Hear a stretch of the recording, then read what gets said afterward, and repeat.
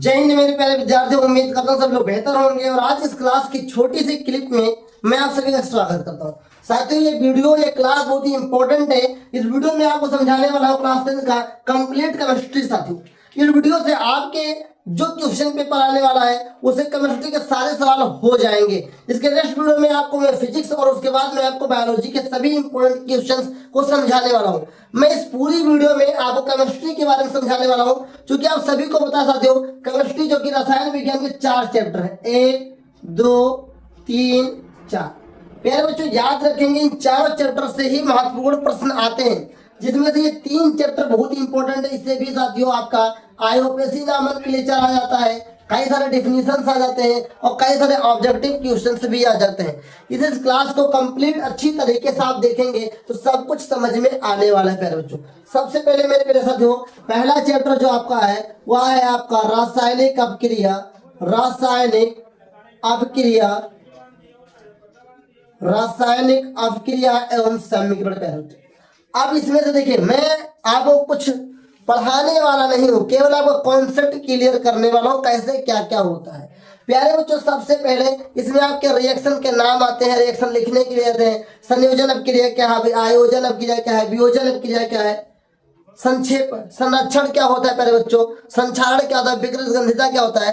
प्यारे बच्चों, इस चैप्टर को आप क्यूक रिवीजन जरूर कर लेंगे, जिससे कि प्यारे बच्चों आपके जो बैलेंसिंग का सवाल आता है, जो संतुलित करने का सवाल आता है, वो अच्छी तरीके से आपसे हो जाएगा। फिलहाल मैं कुछ कॉन्सेप्ट आपको सिखा देता हूँ, जैसे कि A+B=C।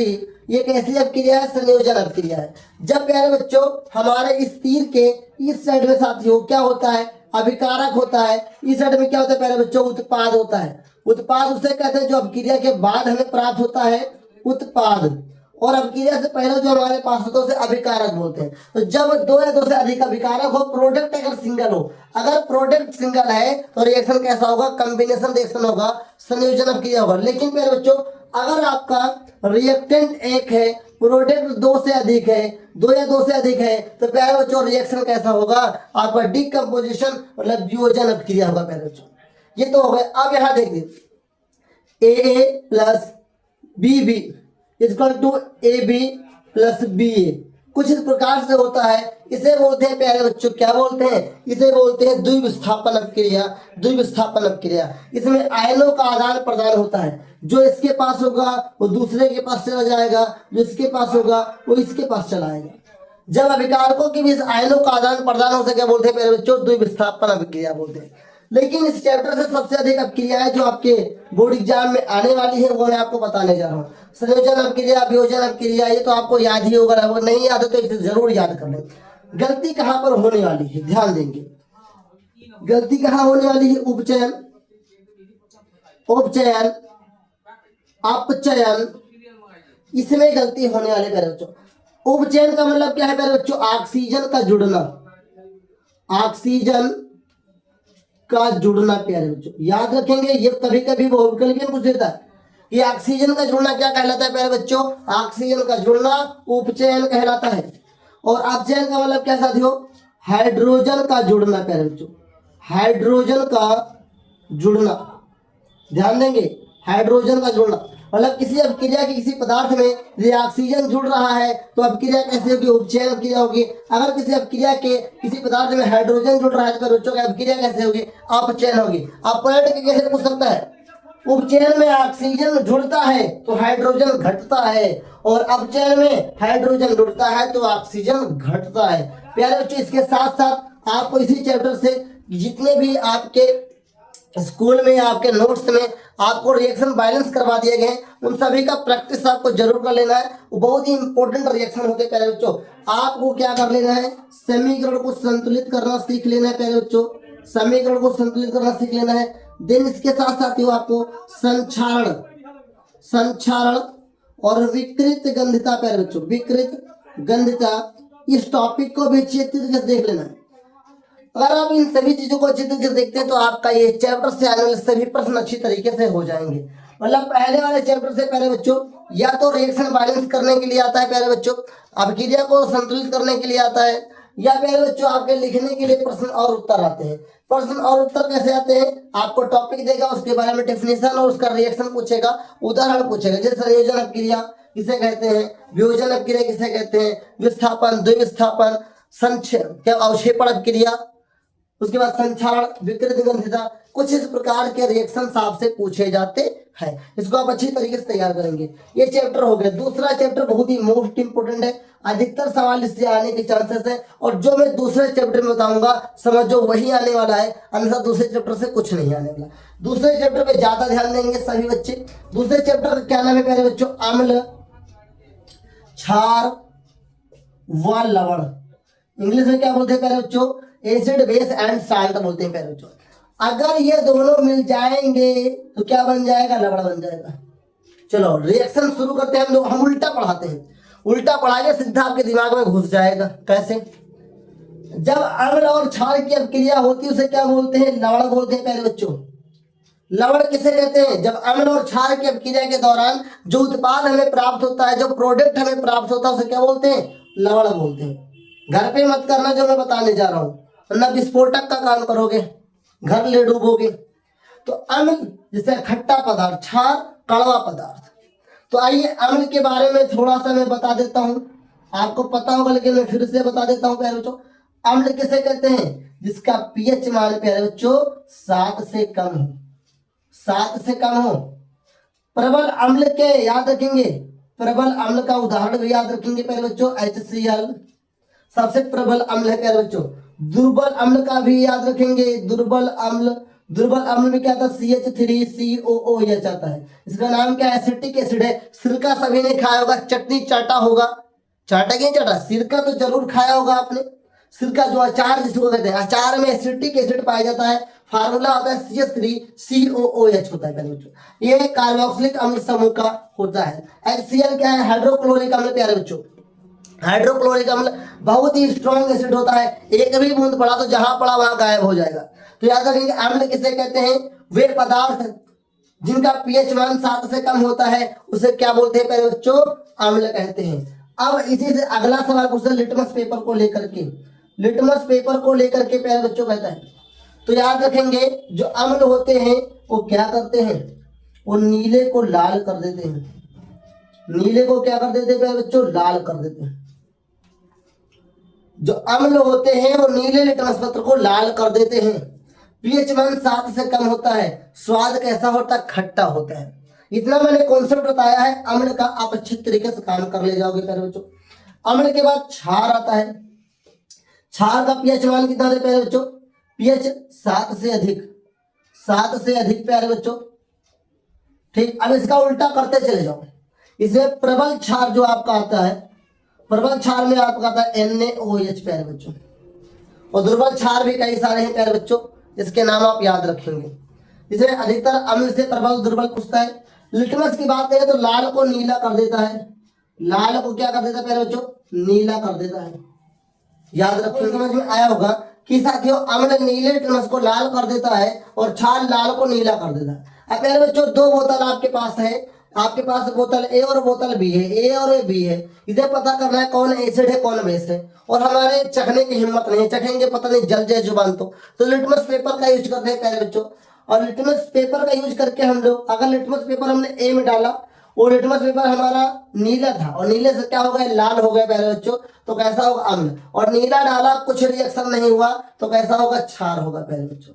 अगर हमने बी बोतल में डाला और बी बोतल में हमने लाल लिटमस डाला, अगर वो नीला हो गया तो क्षार है, कुछ नहीं हुआ तो अम्ल है प्यारे बच्चों। तो जितना भी मैंने अभी अम्ल और क्षार के बारे में बताया उतना याद रखेंगे, कॉन्सेप्ट क्लियर रहेगा, एग्जाम में नंबर बढ़िया आएगा।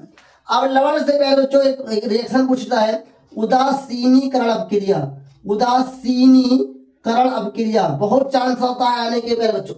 उदासीनीकरण अपक्रिया किससे कहते हैं, वह अपक्रिया जिसके दौरान लवण का निर्माण होता है उसे उदासीनीकरण अपक्रिया कहते हैं। एक तरीका लिखने का यह होगा, दूसरा तरीका बता सकते हैं, जब अम्ल और क्षार की अपक्रिया कराई जाती है तो लवण तथा जल बनता है। जब अम्ल तथा क्षार की अपक्रिया कराई जाती है तो लवण तथा जल बनता है, उसे उदासीनीकरण अपक्रिया कहते हैं प्यारे बच्चों। तो पूछता है लवण का पीएच मान कितना होता है प्यारे बच्चों, तो पीएच मान कितना होता है प्यारे बच्चों, 7 होता है।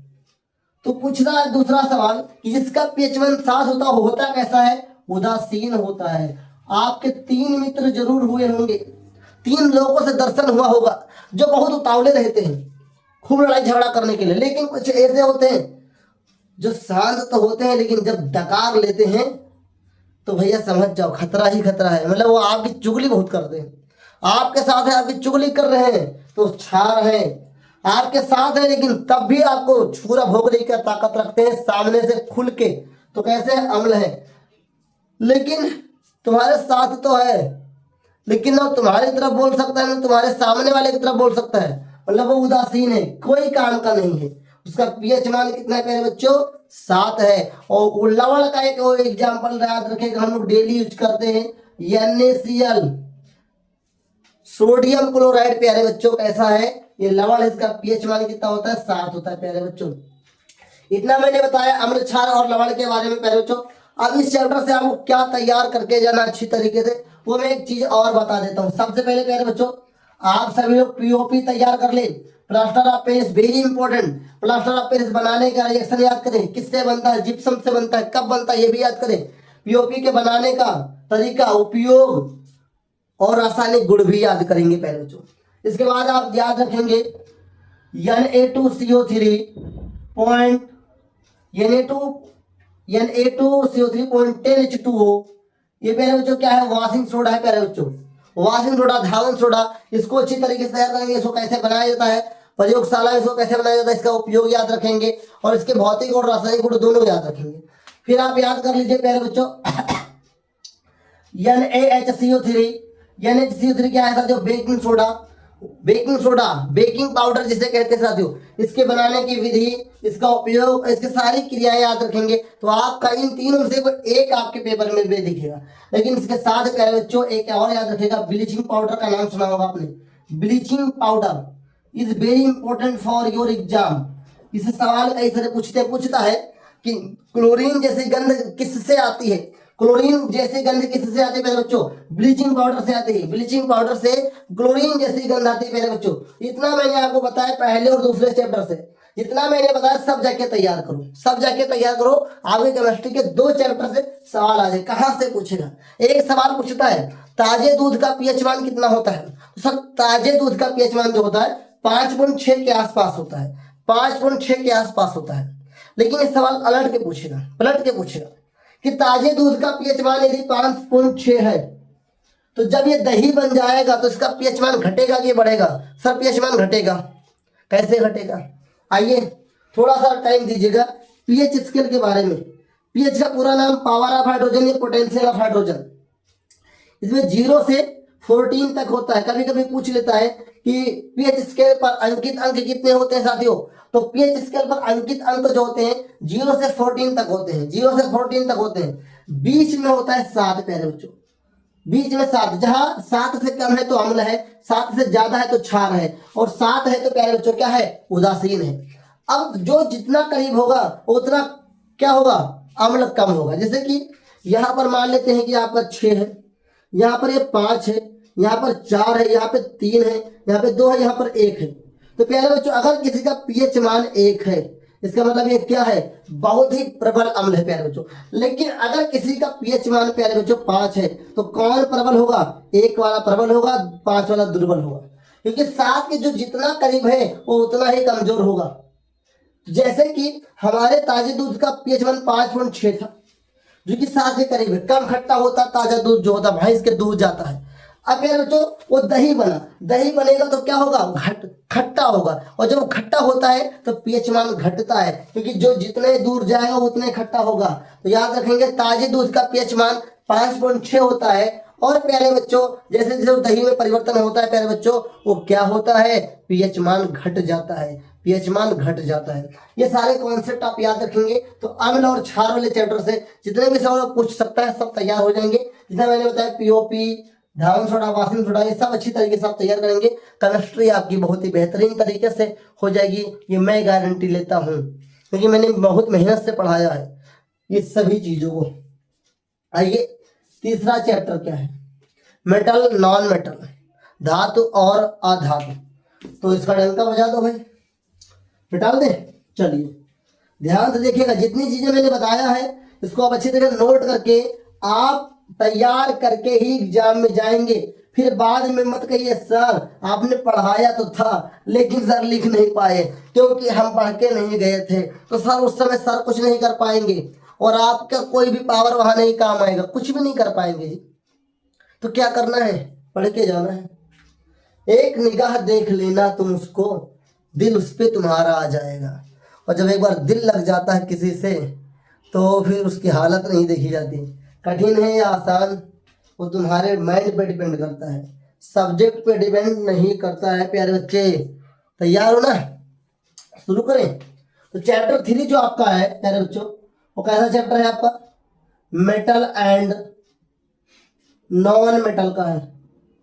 मेटल एंड नॉन मेटल का है, हिंदी में धातु और अधातु, धातु और अधातु। इसके क्या क्या तैयार करना है प्यारे बच्चों। सबसे पहले पहला आपको तैयार करना है भौतिक गुण। भौतिक गुण से सवाल आता है प्यारे बच्चों, फिजिकल प्रॉपर्टी। धातु और अधातु के भौतिक गुण आपको याद करना है। कौन चाकू से काटा जा सकता है, तन्यता किसे कहते हैं, आघात और जिंदा किसे कहते हैं प्यारे बच्चों, ये सब आपको याद होना चाहिए। किसको चाकू से काटा जा सकता है, कौन पानी से क्रिया करेगा, कौन गर्म पानी से क्रिया करेगा, कौन पानी से क्रिया नहीं करता, ये सब आपको पढ़ के जाना है। ये सब कहाँ मिलेगा, फिजिकल प्रॉपर्टी में मिलेगा, भौतिक गुण में मिलेगा प्यारे बच्चों। ये तो हो गया, इन्हों डंका तो बजने वाला है नहीं। चलो भौतिक गुण आपका तैयार हो जाएगा। इसके बाद प्यारे बच्चों इसमें एक होता है सक्रियता श्रेणी, रिएक्टिविटी श्रेणी। सक्रियता, सक्रियता श्रेणी, रिएक्टिविटी श्रेणी, इसी बोलते हैं रासायनिक श्रेणी भी बोलते हैं प्यारे बच्चों। धातुओं की रासायनिक श्रेणी भी इसी को बोला जाता है। रिएक्टिविटी श्रेणी आपको तैयार करके जाना, लिख के जाना किसे कहते हैं, कौन सा मेटल किसके पास होगा, ये आपको तैयार होना ही चाहिए। ये भौतिक गुण तैयार होगा।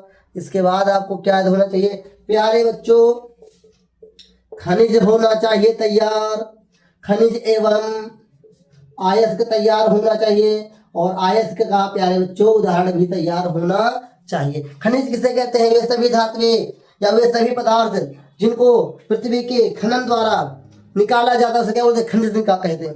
लेकिन जिन खनिजों से धातुओं को निकालने में, निष्कर्षण करने में कम लागत लगती है उससे अयस्क कहते हैं। ऐसे समझो कि जितने लोग क्लास ले रहे हो ना, सबके सब स्टूडेंट हो, लेकिन प्यारे बच्चों सबके सब टॉपर नहीं बन सकते, दिस इज रियलिटी। लेकिन जो टॉपर बनेगा वो स्टूडेंट होगा कि नहीं होगा। जैसे एक क्लास में 50 लोग पढ़ रहे हैं, सभी का नंबर सेम नहीं हो सकता, लेकिन पढ़ाने वाला तो सेम था। लेकिन जो कुछ अलग करेगा, तैयारी करेगा, उसका नंबर बढ़िया आएगा प्यारे बच्चों। मतलब सभी खनिज अयस्क नहीं होते हैं, लेकिन सभी अयस्क प्यारे बच्चों खनिज होते हैं।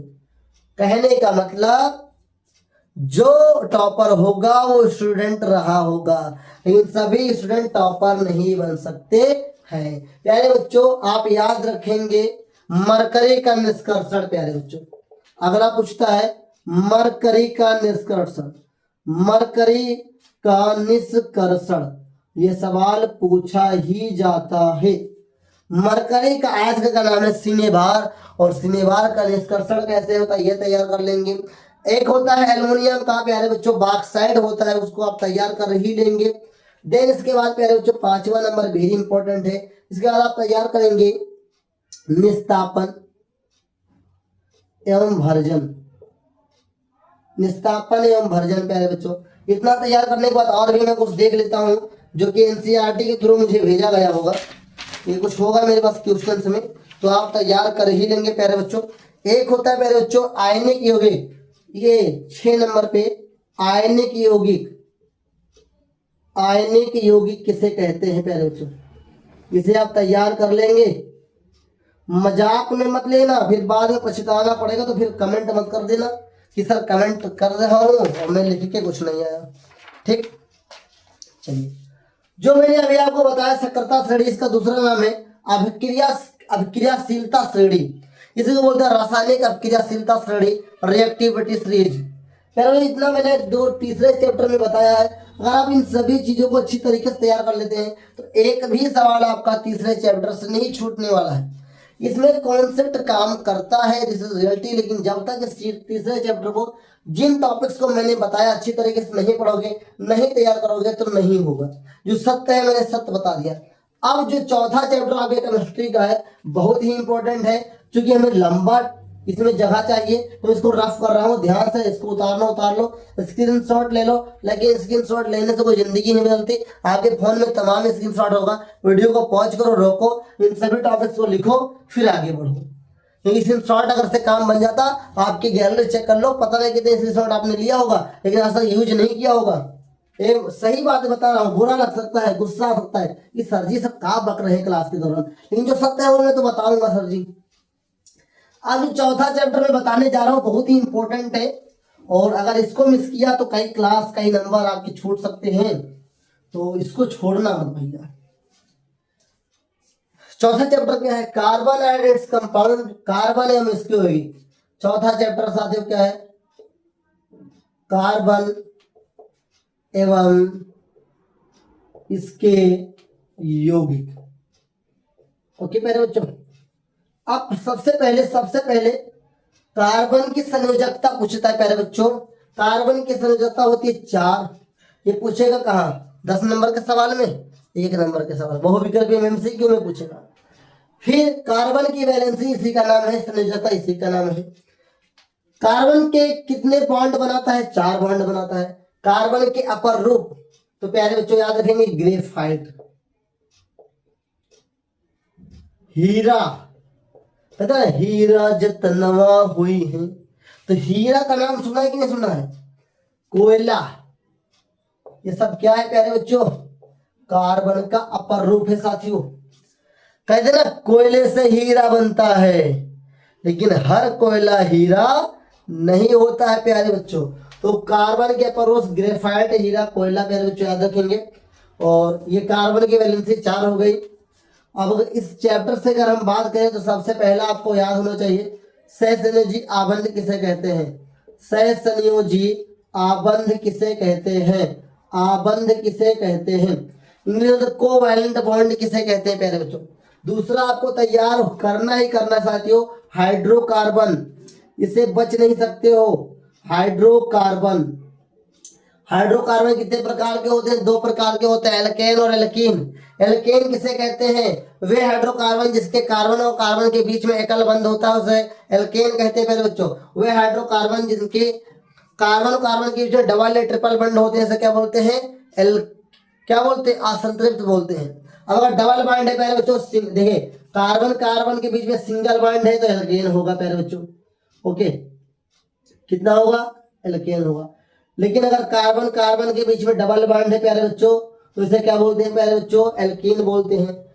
इसके बाद अगर प्यारे बच्चों आपका कार्बन कार्बन के बीच में ट्रिपल बॉन्ड है, इसे बोलते हैं एल्काइन प्यारे बच्चों।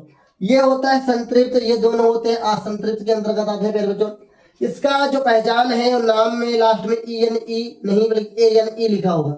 इसमें ENE लिखा होगा, उसमें YNE लिखा होगा। हिंदी में एन होता है, इन होता है, आइन होता है। ये सब आपने पढ़ा होगा और अच्छी तरीके से तैयार करना है, ये तो आपको सबको पता ही होगा प्यारे बच्चों। इससे आयोपेसी नॉमेनक्लेचर भी आपको तैयार कर ही लेना, सब मैंने पढ़ा के रखा है प्यारे बच्चों। अब मैं कुछ फंक्शनल ग्रुप जो होते हैं वो आपको तैयार अच्छी तरीके से होना चाहिए। कभी कभी सवाल पूछ लेता है क्रियात्मक समूह किसे कहते हैं? क्रियात्मक समूह किसे कहते हैं प्यारे बच्चों? तो क्रियात्मक समूह के कुछ एग्जांपल्स मैं आपको दिखाता हूं, जैसे single bond OH, single bond CHO, single bond COOH प्यारे बच्चों। और कुछ बताया जाए? चलो, फिर डबल बॉन्ड CO, और क्या? यही आपके सिलेबस में वर्तमान समय में है प्यारे बच्चों। ये क्या है? एल्कोहल का क्रियात्मक समूह है, एल्कोहल। ओके, ये क्या है प्यारे बच्चों? एल्डिहाइड का है, एल्डिहाइड है प्यारे बच्चों। ये क्या है? कार्बोक्सिलिक अम्ल है प्यारे बच्चों, कार्बोक्सिलिक अम्ल है। ओइक एसिड जिसे कहते हैं प्यारे बच्चों। ये क्या है? कीटोन समूह है प्यारे बच्चों, और कीटोन को ही कीटो समूह भी कहा जाता है प्यारे बच्चों। अब ध्यान देने वाली बात क्या है कि जो कीटोन होता है प्यारे बच्चों वो बीच में मिलेगा, मतलब कि अगर हमको जैसे CH3OH, ये अल्कोहल लास्ट में OH दिखा, CH3CHO ये लास्ट में दिखा, CH3COOH ये लास्ट में दिखा, लेकिन ये कहाँ दिखेगा? CH3 CO CH3। मतलब जो कीटोन होता है वो दो एल्केल ग्रुप के बीच में होता है प्यारे बच्चों, ये बात याद रखेंगे। अब जहाँ पे OH लास्ट में दिख जाए तो प्यारे बच्चों एल्कोहल होता है, लास्ट में CHO दिख जाए एल्डिहाइड होता है प्यारे बच्चों, लास्ट में COH दिख जाए प्यारे बच्चों ये कार्बोक्सिलिक अम्ल होता है, बीच में CO दिख जाए कीटोन होता है प्यारे बच्चों। और इसका नाम याद रखेंगे एसीटोन, ये सवाल पूछा ही जाता है। एसीटोन का दूसरा नाम क्या है? प्रोपेनोन। क्या है प्यारे बच्चों? प्रोपेनोन। अब मैं आपको नाम के द्वारा पहचान सिखाता हूं। अगर किसी नाम के लास्ट में प्यारे बच्चों हिंदी में ऑल आ जाए, ऑल आ जाए प्यारे बच्चों, या इंग्लिश में OL आ जाए तो एल्कोहल होगा। अगर किसी नाम के लास्ट में अल आ जाए प्यारे बच्चों या AL आ जाए तो एल्डिहाइड होगा। अगर इसमें कहीं ओइक एसिड आ जाए, हिंदी में भी ओइक एसिड या ओइक अम्ल आएगा, ओइक अम्ल आ जाए प्यारे बच्चों तो कार्बोक्सिलिक अम्ल है। अगर किसी नाम के लास्ट में नोन दिख जाए प्यारे बच्चों हिंदी में या इंग्लिश में दिख जाएगा ONE, वो कीटोन है प्यारे बच्चों। जैसे कि मिथिल अल्कोहल, मिथिल अल्कोहल साधारण नाम है इसका, लेकिन इसका नाम होगा मेथेनॉल। क्या मेरे बच्चों? मेथेनॉल। क्या होगा? मेथेनॉल। लास्ट में क्या है? ओल अल्कोहल है। लेकिन इसका मैं बता दो प्यारे बच्चों, यहाँ पर कितने कार्बन है?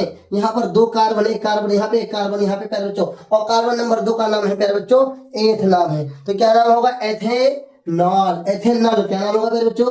एथेनॉल। लास्ट में AL दिखेगा तो एल्डिहाइड होगा, OL दिखेगा तो अल्कोहल होगा, ओइक एसिड दिखेगा तो आपका क्या होगा? कार्बोक्सिलिक अम्ल होगा। नॉन दिखेगा, ONE दिखेगा प्यारे बच्चों तो आपका क्या है? एल्डिहाइड नहीं, कीटोन होगा। कीटोन में जो अधिकतर सवाल पूछा जाता है एसिटेन से पूछा जाता है CH3 CO CH3। अब एक सवाल और पूछता है प्यारे बच्चों CH ट्रिपल बॉन्ड CH, इसका नाम क्या है? इसका नाम एथाइन है, लेकिन इसका दूसरा नाम है एसिटिलीन प्यारे बच्चों, एक प्रकार की गैस है। इसका सिंपल फार्मूला होता है CH2H2 C2H2 C2H2। इसका नाम क्या है? एसिटिलीन गैस है और एथाइन के नाम से भी जाना जाता है। उम्मीद करता हूँ जितना भी मैंने फंक्शनल ग्रुप, खासकर फंक्शनल ग्रुप का सवाल आता है ऑब्जेक्टिव में, पूछ लेता है निम्नलिखित में से कीटोन समूह किसमें, कार्बोक्सिलिक समूह किसमें, अल्कोहल किसमें। लास्ट में OH दिख जाए अल्कोहल, लास्ट में CHO दिख जाए प्यारे बच्चों क्या? एल्डिहाइड है, लास्ट में COS दिख जाए कार्बोक्सिलिक अम्ल ओइक एसिड है। अगर बीच में CO दिख जाए, डबल बॉन्ड CO दिख जाए या केवल CO दिख जाए प्यारे बच्चों कहीं पर बीच में तो क्या है? कीटोन समूह, कीटो समूह भी कहा जाता है। ये तो हो गया आईपीसी नॉमेनक्लेचर, इसको आपको ऐसे ही तैयार कर लेना है। अब हमारे पास क्या बचा? रिएक्शन।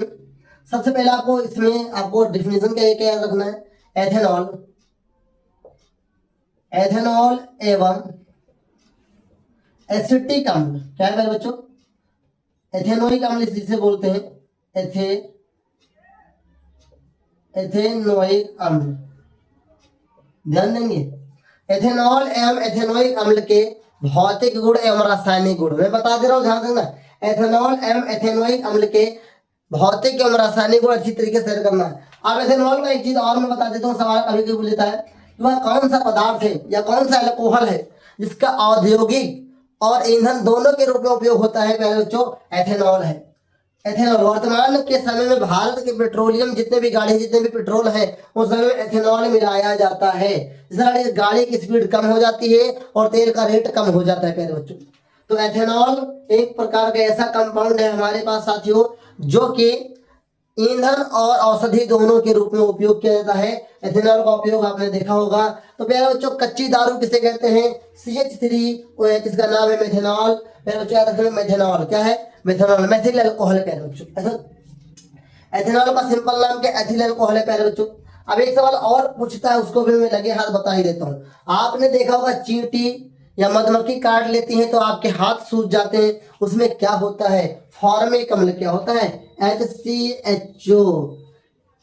ध्यान नहीं गलत हो गया, HCOOH ये फॉर्मिक अम्ल है प्यारे बच्चों। HCOH ये चींटी के डंक में पाया जाता है और ये फॉर्मिक अम्ल है। इसका दूसरा नाम क्या है प्यारे बच्चों? मेथेनोइक अम्ल है। एक होता है HCHO ये फॉर्मेल्डिहाइड होता है प्यारे बच्चों, इसका दूसरा नाम होता है प्यारे बच्चों मेथेनॉल। क्या होता है? मेथेनॉल। इतना हो गया, चींटी के डंक में ये पाया जाता है, ये पाया जाता है। फॉर्मिक अम्ल है, मेथेनोइक अम्ल इसका सिंपल नाम होता है। ये बात आप याद रखेंगे। सॉरी फॉर्मेल्डिहाइड ये है, फॉर्मिक अम्ल सिंपल नाम होता है और मेथेनोइक अम्ल इसका आयोपेसी नाम होता है। डिफिनेशन में ये आप तैयार करेंगे। दूसरा प्रतिस्थापन अपक्रिया तैयार करेंगे, प्रतिस्थापन अपक्रिया। तीसरा तैयार करेंगे साबुनीकरण, परिभाषा में तैयार करना है साबुन तथा साबुनीकरण, साबुनीकरण। और सबका रिएक्शन आपको तैयार होना चाहिए। चौथा नंबर प्यारे बच्चों आपको तैयार करना है अपमार्जक, अपमार्जक को इंग्लिश में बोलते हैं डिटर्जेंट प्यारे बच्चों। पांचवा आपको तैयार करना है मिसेल।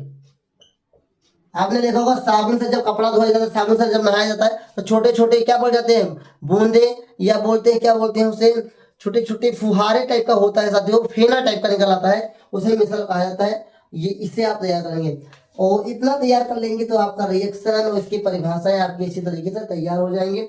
पूछता है कभी कभी कि संतृप्त हाइड्रोकार्बन किसे कहते हैं, असंतृप्त हाइड्रोकार्बन किसे कहते हैं, साबुनीकरण। एक सवाल पूछ लेता है और प्यारे बच्चों मैं उसको भी बता देता हूँ, कोई सवाल छोड़ूंगा नहीं जो आपके बोर्ड एग्जाम के लिए बहुत ही इंपॉर्टेंट है, क्योंकि बाद में बच्चे कंप्लेन करने लगते हैं प्यारे बच्चों। एक होता है समजात श्रेणी, समजात श्रेणी प्यारे बच्चों, जिसे समजातीय श्रेणी भी कहते हैं, होमोलोगस सीरीज बोलते हैं, इंग्लिश में बोलते हैं होमोलोगस सीरीज, समजात श्रेणी या समजातीय श्रेणी। एक और होता है प्यारे बच्चों, नाम याद आ जाए, एस्ट्रीकरण अपक्रिया प्यारे बच्चों, एस्ट्रीकरण अपक्रिया, एस्ट्रीकरण अपक्रिया प्यारे बच्चों याद रखेंगे। जब एल्कोहल की अपक्रिया एसिटिक अम्ल से कराई जाती है तो जो उत्पाद हमें प्राप्त होता है एस्टर प्राप्त होता है। मुख्य उत्पाद क्या होता है, एस्टर। तो पूछ सकता है एस्टर का निर्माण कैसे किया जाता है, इसको अच्छी तरीके से आप तैयार करेंगे प्यारे बच्चों। उम्मीद करता हूँ जितना भी मैंने इस वीडियो में आपको बताया चारों चैप्टर के कॉन्सेप्ट, क्योंकि समय हम लोग के पास कम है तो मैं बहुत ही लॉन्ग को बहुत शॉर्ट तरीके से अच्छी तरीके से बताने का प्रयास कर रहा हूँ। और इस कम समय में मैंने बहुत कुछ टॉपिक बता दिया। इतना जाकर के एक बार अच्छी तरीके से पढ़ लो, लिख लो, लेकिन केवल पढ़ के जाओगे पेपर में फंस जाओगे। तो जो सत्य है मैं सत्य बोल के ही इस वीडियो को एंड करूंगा। अगर केवल पढ़ के जाओगे फंस जाओगे, बोर्ड एग्जाम में लिख ही नहीं पाओगे।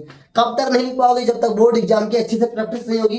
इसलिए इस क्वेश्चन को देखने के बाद, पढ़ने के बाद साथियों घर पर लिख कर प्रैक्टिस करेंगे तो केमिस्ट्री के जितने भी सवाल मैंने आपको बताया है वो अच्छी तरीके से आप कर ले जाएंगे। ओके, तो उम्मीद करता हूं कि इस वीडियो में जितना भी क्वेश्चंस मैंने बताया है आप करेंगे, तैयार करेंगे, रिवीजन करेंगे, लेकिन हार नहीं मानेंगे। केवल पढ़ के मत जाएगा प्यारे बच्चों, आप लिख कर प्रैक्टिस करके जाएंगे, आपका रिजल्ट बहुत ही बेहतर आएगा, ये मैं गारंटी के साथ कह सकता हूँ। ये वीडियो थी कक्षा 10 संपूर्ण रसायन विज्ञान के महत्वपूर्ण प्रश्नों और टॉपिक्स को लेकर के। इसी के नेक्स्ट वीडियो में आपको देखने को मिलेगा महत्वपूर्ण प्रश्न संपूर्ण क्या भौतिक विज्ञान को लेकर के। बोर्ड एग्जाम में आप बहुत बेहतर करेंगे, बस धैर्यवान बन के रहिए। आओ एक गलती और मत करिएगा कि जो प्रश्न नहीं आ रहा उसमें भी समय लगाया जा रहा हो। याद रखिए पेपर में अप्रोच अगर अच्छा नहीं है तो सब बर्बाद कर डालोगे और फिरोज खां बन के पेपर से वापस आ जाओगे। फिरोज खान था, गूगल कर लेना, ठीक। तो फिरोज खां वाली कहानी मत कर देना अपने साथ। गूगल करने जाओगे तो कुछ और देखने चले जाओगे। सिर्फ गूगल अभी मत करो, एग्जाम बात कर लेना।